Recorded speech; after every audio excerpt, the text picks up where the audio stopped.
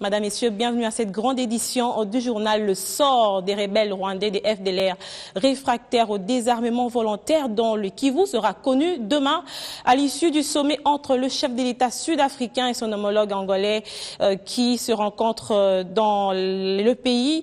Et sachez que les Angolais, il sera décidé de passer à l'offensive conformément à l'ultimatum expiré depuis le 2 janvier dernier. Les assurances sont de la MONUSCO qui a livré cette information aujourd'hui. Patricia Panzou pour le reportage. À quand l'option militaire contre les FDLR? La question a été posée ce mercredi lors de la conférence de presse hebdomadaire de la MONUSCO. D'après l'opinion, cette décision tarde à être appliquée. Mais ce qui cloche davantage, c'est l'annulation de la rencontre de Luanda devant évaluer ce processus. Pour la MONUSCO, l'opération militaire reste et demeure inévitable. Mais le feu vert devra provenir du gouvernement. Le Conseil de sécurité, dans sa déclaration très récemment, a dit clairement qu'il n'y avait pas ce délai ne pouvait pas être prolongé ou prorogé, et donc c'était un délai qui s'imposait à tout le monde. Ce faisant, il va sans dire que la réflexion autour de cette problématique, oui, faut-il tenir un sommet, oui ou non, ne se posait plus, parce que les textes qui disait que ce délai était un délai non négociable, ouvrait automatiquement la voie aux opérations militaires en quelque sorte. C'est vrai qu'il faut peaufiner, c'est vrai un certain nombre d'accords ou de principes autour de cela. La MONUSCO se félicite par ailleurs des prouesses réalisées par la coalition FARDC Brigade d'intervention de l'ONU contre les ADF Nalu. La dynamique étant enclenchée entre les FARDC et la MONUSCO avec l'aide de la population afin d'atteindre l'objectif, celui de neutraliser totalement les ADF. Les résultats sont palpables. On vous a donné notamment la reconquête de certains camps ADF, car n'oubliez pas que l'ADF a subi des pertes significatives avec la conquête des autres bastions qui étaient jadis tenus par ce groupe armé. Je veux parler de Madina, de Makoyoba 1, de Makayoba 2, de Nadui, et de Komanda et Kamango. Toutes ces régions aujourd'hui sont sous le contrôle des FARDC qui ont payé un lourd tribut pour reconquérir ces zones-là. Il faut les féliciter pour ça, il faut le soutenir. Notons également que le secrétaire général des Nations Unies a présenté au Conseil de sécurité son rapport sur la MONUSCO, dans lequel Ban Ki-moon demande instamment aux autorités nationales d'adopter sans tarder un budget pour le processus électoral et de publier un calendrier global des élections. Les autres sections substantives sont toutes. Et en politique strictement intérieure, sachez que les cadres et militants des l'UDP sont appelés à taire leurs divergences intestines par Étienne Tshisekedi dans une adresse vidéo à partir de Bruxelles où il est en convalescence. C'est un rappel des troupes du leader du parti dans le respect de la discipline et de la hiérarchie. C'est un condensé de Guylain Kabalondi. Son message, relayé par RFI, a été diffusé dans une vidéo sur Internet. Étienne Tshisekedi a appelé cadres et militants de son parti au respect de la hiérarchie. Je voudrais lancer un mot d'ordre aux membres de mon parti que j'appelle au respect de la hiérarchie à la discipline. Un appel pour tenter de ramener la quiétude dans cette formation politique fragilisée depuis l'absence du pays du Sphinx délimité. Mais est-ce que cet appel suffit pour calmer la tempête? Peut-être que non, si l'on s'en tient à la réaction de Corneille Moulumba, cadre à l'UDPS. Bon mot d'ordre aurait été d'appeler au rassemblement de tous les membres du parti, de se serrer les coudes compte tenu des enjeux à venir, c'est-à-dire les élections et même la survie du parti. Alors, si c'est simplement la hiérarchie, nous ne sommes pas alarmés. Joint également au téléphone, le secrétaire général du parti mis en cause a réagi. Je ne sais pas de quoi en ce moment-là il parle. Je crois que pour toute une société organisée, il y a toujours une hiérarchie. Alors s'il y a des gens qui estiment que ce n'est pas ça, en ce moment-là, ils ne veulent pas de l'autre. L'agitation qu'il y avait, c'est autour de la succession. Il ne faut pas que les gens puissent s'en cacher. Mais je crois que cette question est résolue puisque le président est toujours là, il est vivant, il est en bonne santé. Étienne Tshisekedi, en convalescence en Belgique, aura fort à faire pour concilier les vues et mettre son parti en ordre de bataille pour les élections à venir.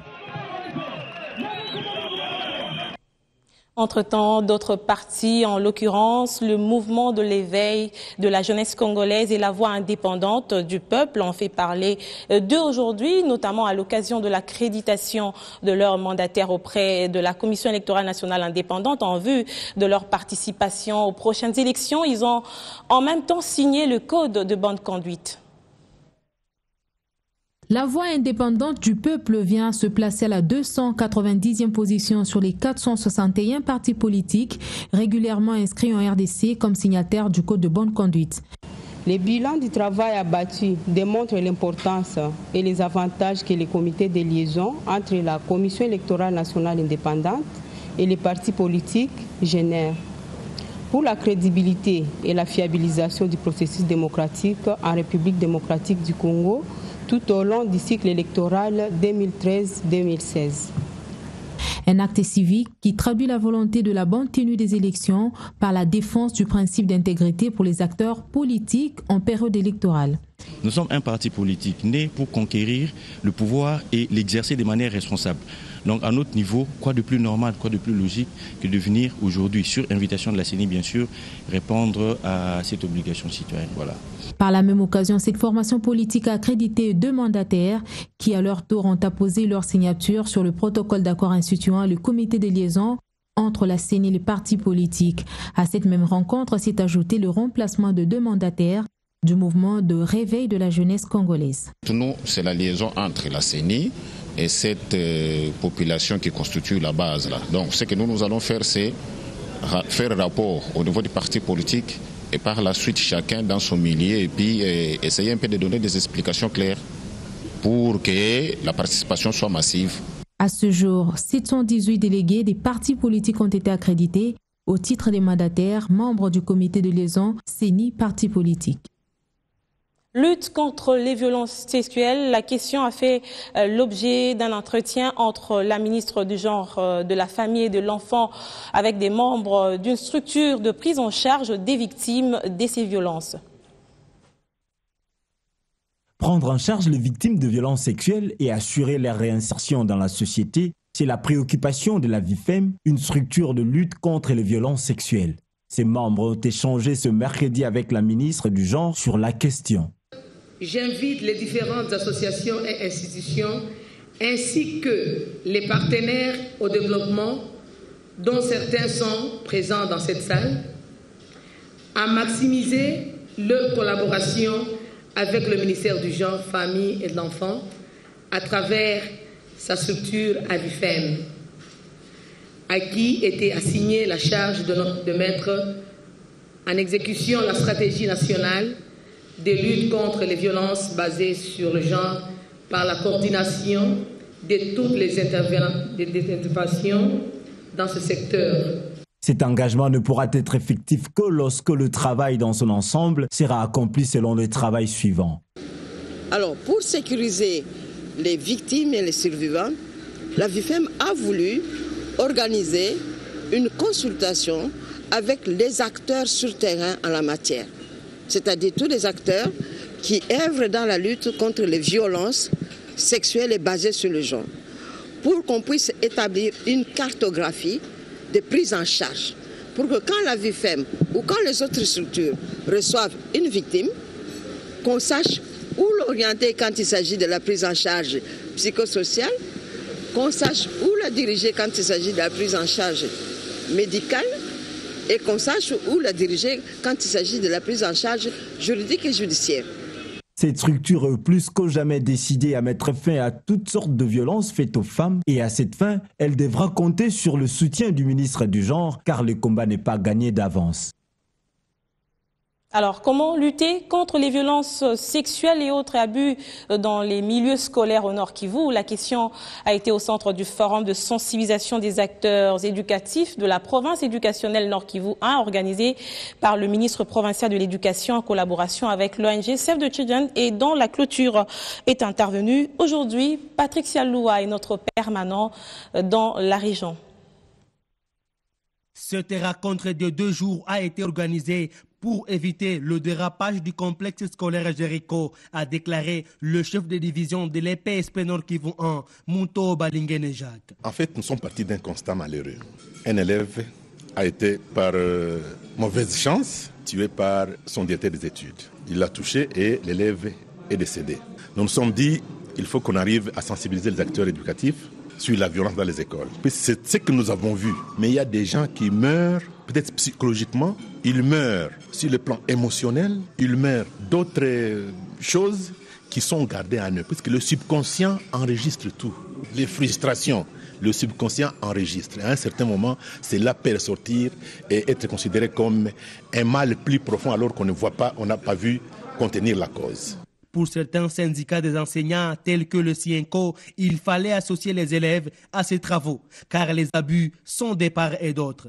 Pierrot Bahanouzi est secrétaire exécutif du Cienco Nord Kivu. Il fallait élargir les sphères et faire participer les enfants parce qu'il y a une certaine délinquance qui sévit au sein des écoles et qui fait que les enseignants, les chefs d'établissement font recours à des moyens qui ne seraient pas appropriés à cause de la délinquance de nos élèves. Le milieu scolaire doit être sain, pense la ministre provinciale de l'Éducation, Adèle Bazizani. Lorsqu'un parent envoie son enfant à l'école, c'est pour que l'enfant y acquiert de bonnes connaissances, y acquiert de bonnes habitudes et aussi de bonnes attitudes. C'est la raison pour laquelle nous, à notre ministère, nous sommes dit qu'il est temps que nous puissions sensibiliser tous ces acteurs pour qu'à leur tour, qu'ils aillent aussi sensibiliser les enseignants et qui sont de temps en temps avec nos enfants dans les écoles. Et nous les demandons de bien protéger ces enfants parce que c'est eux qui sont l'avenir de ces pays. Notons qu'après la province éducationnelle Nord Kivu 1, la même formation s'éteindra dans la partie nord de la province.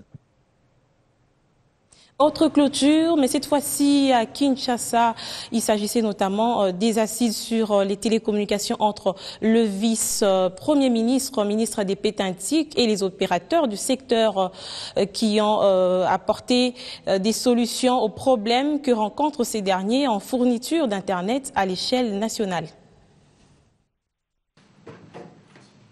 Après la prise de contact du lundi 12 janvier dernier, le vice-premier ministre, ministre de Postes, Télécommunications, Nouvelles Technologies de l'Information et Communication, a eu ce mardi une séance de travail avec les opérateurs des nouvelles technologies de l'information et de la communication, particulièrement les fournisseurs de l'Internet.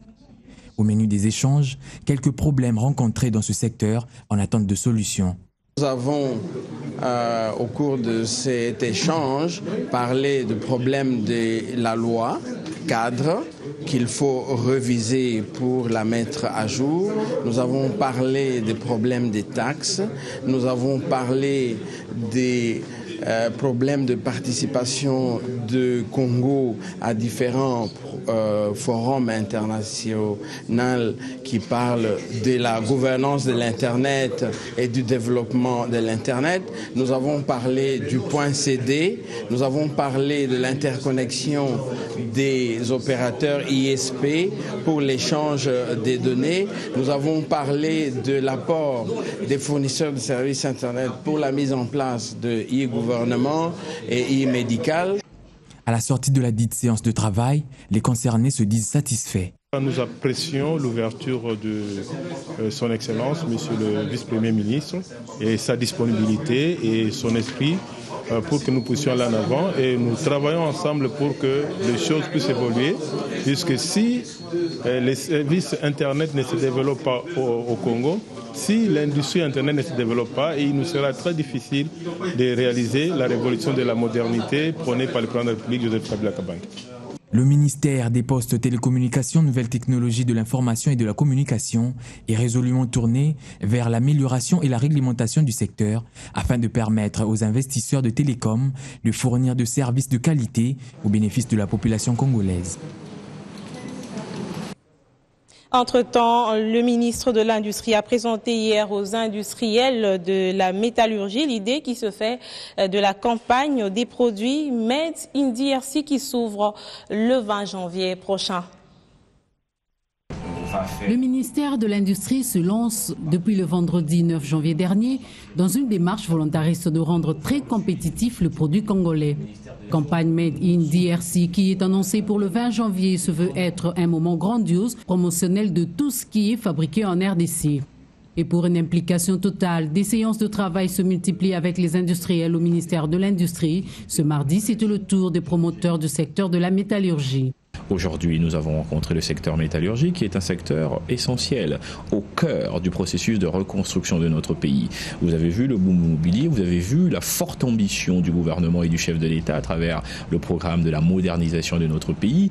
C'est à travers promotion des filières comme... A eu lieu aujourd'hui à Lubumbashi que dans d'autres recoins de la province où ces autorités récemment nommées ont pris les commandes de leurs services respectifs.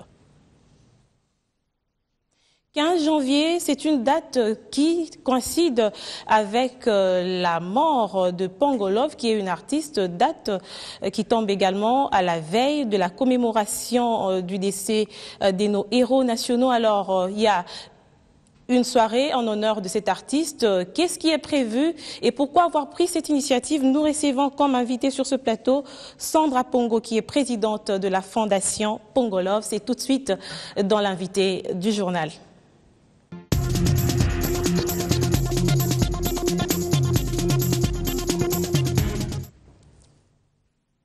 Alors, Sandra Pongo, merci d'avoir répondu à notre invitation de ce soir. Je vous remercie. Alors, ça vous fait quoi à la veille de cette commémoration? Pongolov, c'est vrai, c'était une artiste, ça fait 25 ans qu'elle est décédée, mais en même temps, c'est votre mère à la veille de ces 25 ans. Comment vous vous sentez de décès? Je suis très fière d'être d'abord la fille de Pongolov. 25 ans après, nous parlons d'elle. Et vraiment, je bénis Dieu pour ça. 25 ans, ça s'est fait, n'est-ce pas? Ça se fait parce qu'elle n'est pas morte. Elle vit à travers ses œuvres. Comme on dit toujours, l'artiste ne meurt pas. Et qu'est-ce qui est prévu à l'occasion? Demain, à 13h, nous serons au cimetière de la Gombe pour le dépôt de fleurs. À 20h, nous serons à l'hôtel Vénus, salon Okapi, pour une soirée acoustique. Est-ce qu'il y a d'autres artistes qui ont accepté de prester, de vous accompagner? Nous aurons Monsieur Jean Gobal, Monsieur Alain Pella, Papa Bozi Boziana, Maman Vongaye, Maman Barbara Kanam qui a laissé un témoignage. Est-ce que votre présence, vous êtes, c'est vrai, présidente de la Fondation Pongolov, c'est parce que elle est votre mère ou parce que, au-delà de cette relation de mère et fille, il y a une autre motivation? Fondation Pongolov, premièrement, parce que c'est l'œuvre qu'elle exerçait sans créer la fondation, bien sûr. C'est une femme qui aidait les personnes vivant avec handicap telles qu'elle était. C'est une femme qui venait en aide aux nécessiteux. Voilà pourquoi la création Pongolov existe. La création Pongolov existe et quelles sont les perspectives de cette fondation? La fondation Pongolov, les perspectives, nous encadrons les femmes, nous les aidons à être émancipées, à être autonomes. Et les enfants, nous les aidons à étudier, à grandir comme tout autre enfant. Alors, c'est une dame qui a marqué son époque parce qu'elle était militante, notamment dans des questions du genre, dans l'autonomisation de la femme, avec des titres comme Femme commerçante et aussi dans la lutte contre la discrimination des personnes vivant avec handicap. Aujourd'hui, qu'est-ce que vous, en tant que fille, vous retenez de Pongolov? C'est une femme très courageuse. Elle ne faisait pas du tout attention à son état, personne vivant avec handicap. Elle a bravé cet état pour être icône de notre société. Elle a su se défendre et être grande comme elle a été. Un de ses titres qui vous a le plus marqué? Petiche Pongo, parce qu'elle a parlé de sa vie. Elle n'a fait que chanter sa vie. Un petit morceau pour Mama finir? nanga salinyoso nabokasi abomwasi natelemi natamboli nanguya seyaye. Merci maman. Alors nous aussi on dit merci à Sandra Pongo qui a accepté de venir sur ce plateau pour nous annoncer cet événement de demain. Et pour vous remettre votre invitation. Ah merci, ça s'est fait en direct, merci beaucoup. Nous y serons, nous allons répondre à l'invitation. Biwan est partenaire. Je vous en prie. Et je remercie Biwan. Merci beaucoup. Merci à vous, chers téléspectateurs, d'avoir suivi cette rubrique invitée du journal. On se retrouve tout à l'heure.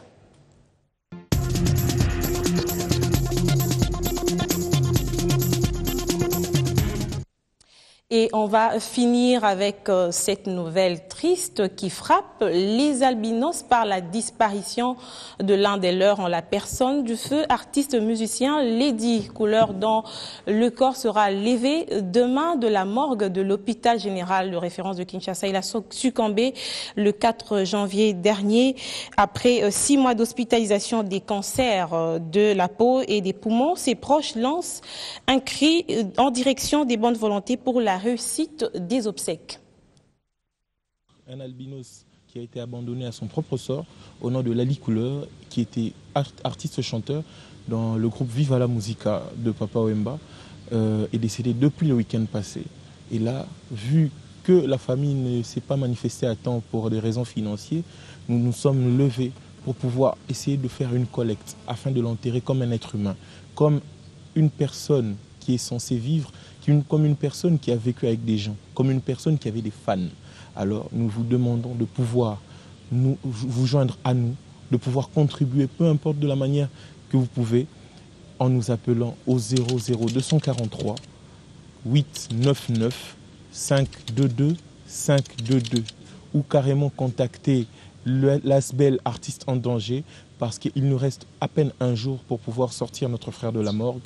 Et j'interpelle en même temps tous les albinos du Congo de pouvoir se joindre à notre cause. Bon, les obsèques sont prévues pour le vendredi. Le corps est jusque-là à la mort de l'hôpital général, ex-Mamaïmo.